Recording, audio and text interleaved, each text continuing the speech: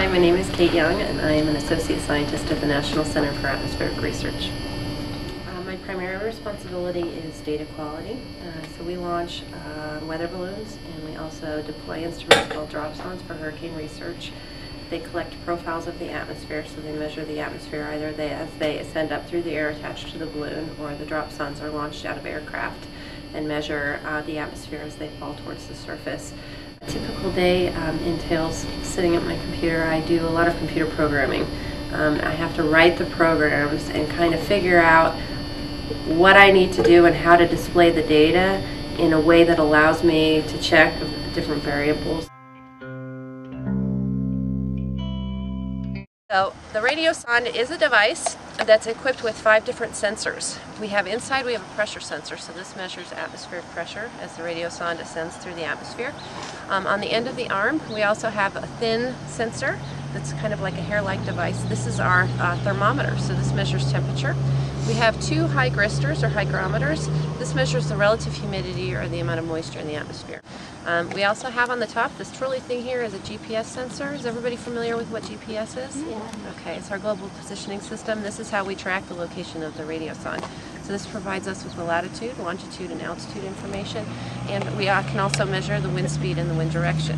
So this is what's called an MGAUS. This is our mobile GPS advanced upper atmospheric sounding system. We use this for storm chasing a lot of the time. So we'll have an investigator that's looking to study specific weather phenomena. They'll call the operators, they'll let us know where we need to go to set up, and then we'll launch a balloon, and then they'll get in contact with us and say, okay, now move here, and launch another balloon. Okay, 10, 9, 8, 7, 6, 5, 4, 3, 2, 1. Woo! Yeah!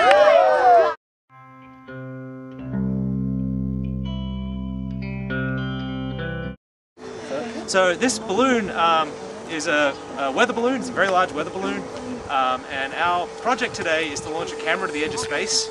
So we're going to inflate this, and then we're going to attach a payload we prepared over there that has a digital camera in it. We're going to wait here, so it'll just go up and hang. Okay? There you can get some of that.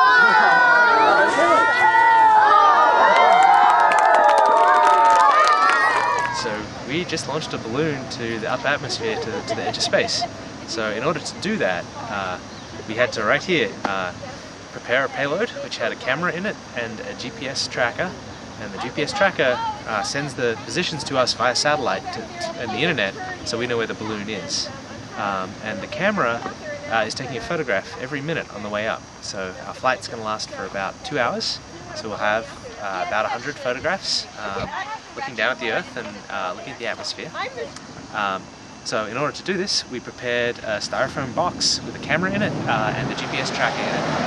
And then to that styrofoam box, we attached a parachute.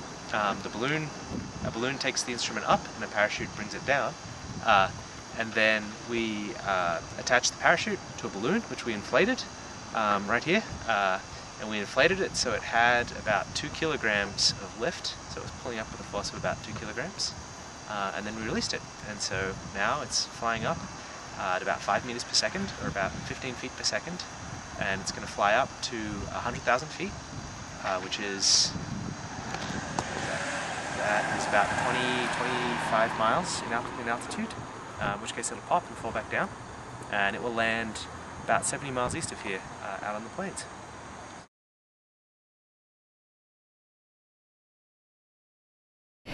Starting here, we launched from the playground. That's where you guys were there and saw that.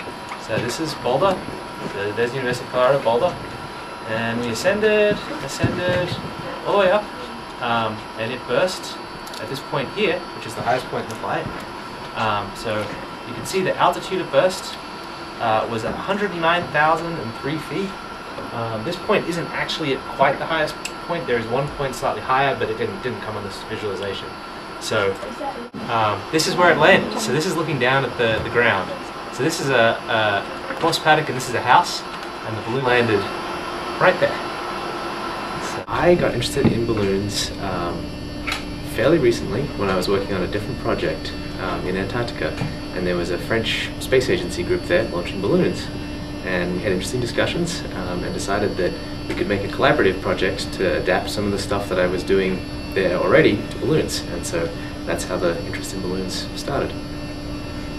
My favorite balloon launch was actually one we launched in Antarctica, and this was, the launch was not the most exciting part, it was the recovery. So we launched these balloons from McMurdo Station in Antarctica, and each one of them has a radio pinger on it. And then we fly out in a helicopter to try and find them. And on this particular flight, it went the wrong way. So instead of going onto the Antarctic continent, it went out towards the ocean. It landed on the edge of the ocean.